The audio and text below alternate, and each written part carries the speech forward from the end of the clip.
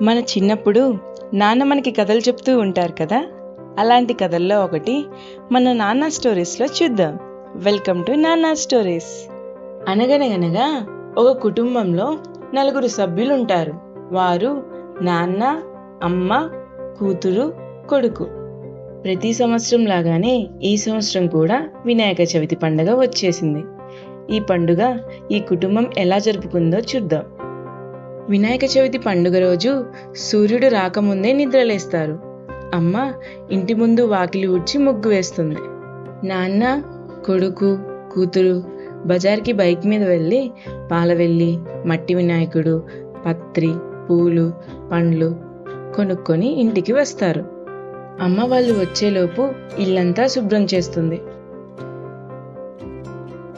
కుటుంబ సభ్యులందరూ తలంటు స్నానం చేసి కొత్త బట్టలు కట్టుకుంటారు.